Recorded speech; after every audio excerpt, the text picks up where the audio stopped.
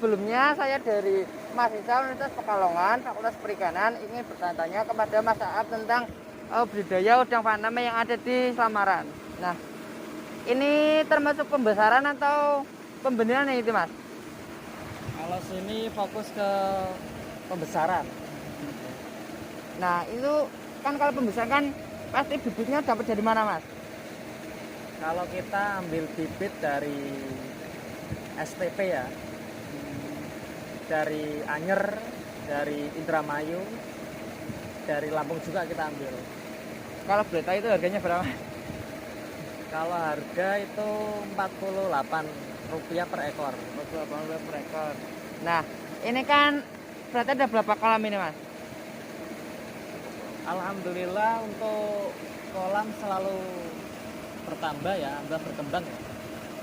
Dulu saya pegang 8 peta, sekarang sudah 14 peta. Jadi total ya ada 4 blok lah, ABCD ya.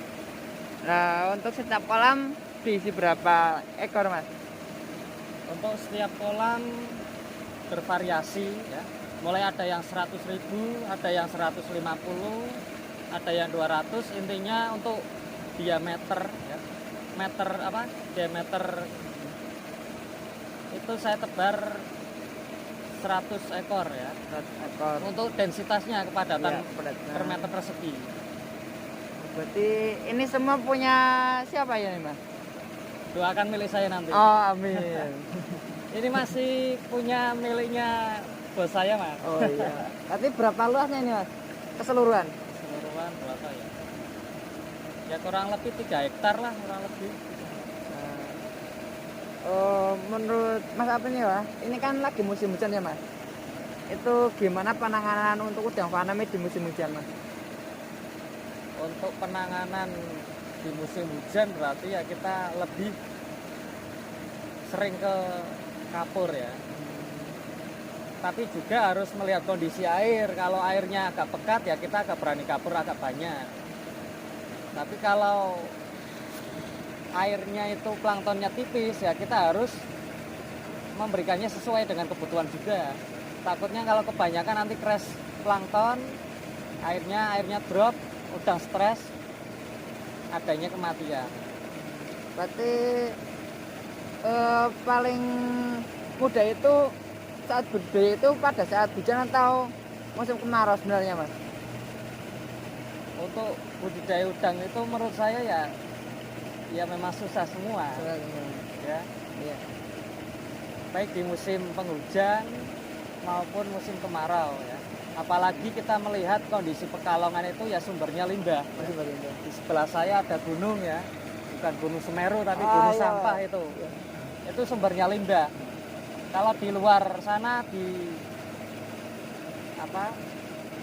laut selatan dan sekitarnya itu ya mereka agak budidaya udang, tapi kita budidaya air. Jadi kita mengolah air dulu biar bagus, baru kita fokus ke udangnya. Mungkin sudah kalian tahu masyarakat Slamaran bahwa kualitas air di Slamaran itu kurang baik ya, Mas. Nah, itu gimana cara supaya air itu bisa dibuat buat budidaya udang faname, Mas? Pertama kita harus melihat kondisi sungai ya. Apalagi sekarang ini di musim penghujan ya. Kalau pas hujan lebat itu biasanya kondisi sungai sumbernya ya, itu berwarna merah. Nah kalau merah ya jangan kita masukkan. Kalau airnya pas bagus kita masukkan ke petak tandon, kita endapkan dulu. Itu namanya ada triple step ya, mulai dari penyaringan 1, 2, 3, kemudian kita masukkan ke peta steril ya. Peta Ini steril contohnya, itu peta tandon kedua ya. Nanti itu perlakuannya ya sterilisasi. Setelah selesai sterilisasi kita kapur, kemudian kita kasih probiotik, kemudian baru kita masukkan ke petakan. Saya tadi kan sehabis ambil bangku kan itu lihat itu kematian atau sehabis panen itu, Mas? Kolam sebelah. Itu habis panen ya. Habis panen nanti biasanya kan ada 1 ekor yang tidak keangkat karena sudah dikeringkan akhirnya ada ya kematian yang 1-2 ekor itu. Nah, pastikan dalam berbudidaya kita kan mengincar tentang hasil ya Mas. Nah ini kalau boleh tahu itu untuk hasil dari kolam Paname ini tuh dikemanain Mas? Dijual kemana? Udangnya. Iya udangnya. Kalau selama ini kita diambil bubble dari Demak ya, itu supplier nanti dikirim ke beberapa pabrik, ya otomatis dari pabrik nanti diekspor ke luar negeri. Berarti kalau Demak itu kayak gini Mas, satu kolam itu kalau tebar kan tadi 200 ribu, itu kalau panen itu sampai berapa kilo? Tinggal kita mau panennya panen dini apa panen sampai maksimal ya. Panen dini itu sampai biasanya 70 hari, kalau maksimal 3 sampai 4 bulan. Kalau idealnya untuk di selama ini sendiri ya Mas ya, berapa hari untuk panen? Kalau idealnya sih ya 3 bulanan lah. 3 bulan. Itu 1 kilo isi berapa? 3 bulan isi 40-an lah, 30 sampai 40 ya. Nah, kan itu kan termasuk pertumbuhan sangat pesat atau gimana sih Mas? Ya normal lah kalau di Normal. Pekalongan ya. Kita kalau mau mengejut ADG itu di Pekalongan rasanya agak susah. Iya. Kalau digenjot dengan pakan yang ekstra, takutnya airnya nggak mampu, terjadinya penyakit WFD ya, Wet Basis Disease lah. Nanti kalau sudah kena berak putih, otomatis udangnya susah untuk tumbuh. Makanya kita main nyantai aja lah, Iya. main amannya gitu. Nah itu kan tadi kan membahas pakan ya Mas. Nah untuk di sini itu penggunaan pakan jenis apa Mas? Kalau saya pakai jenis pakan evergreen ya. Pabrikan masih? Iya. Oh, jadi nanti kan itu ada penyakit. Iya.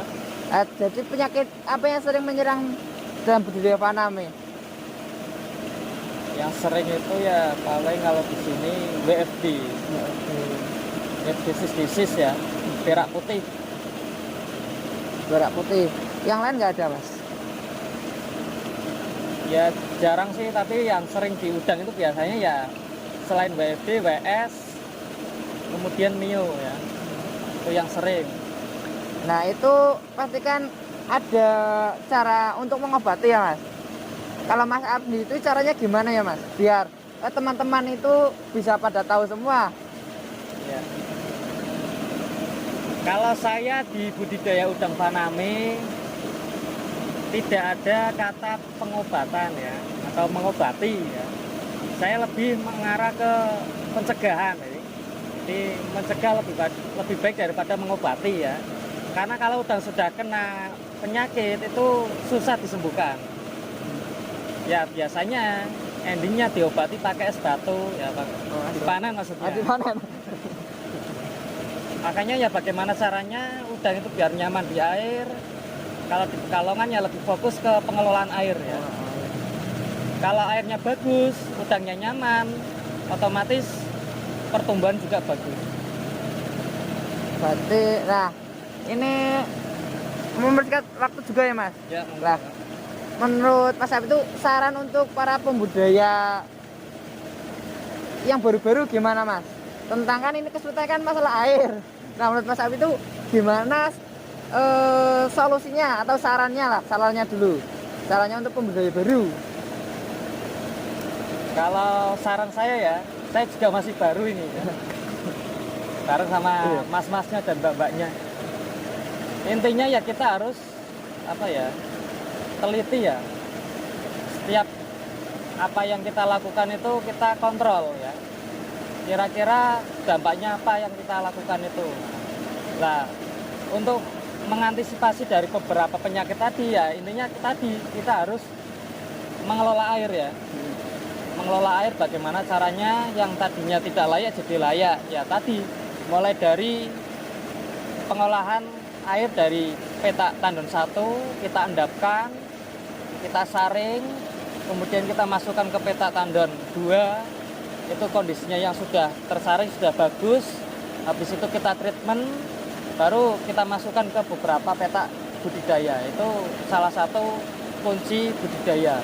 Adapun yang lainnya ya variabelnya masih banyak ya, mulai dari manajemen pakan, kemudian manajemen air tadi, lingkungan dan sebagainya itu ya tentunya sangat mempengaruhi juga. Ya intinya teliti lah, teliti dan juga terakhir berdoa ya, jangan lupa ya. Iya, berdoa. Ya mungkin sekian wawancara dari kami. Terima kasih atas waktunya Mas Aap telah menjadi narasumber. Ini untuk keperluan makul PIA, makulnya Bu Lina dan Bu Mahardika Nur. Jadi terima kasih. Wassalamualaikum warahmatullahi wabarakatuh. Waalaikumsalam warahmatullahi wabarakatuh.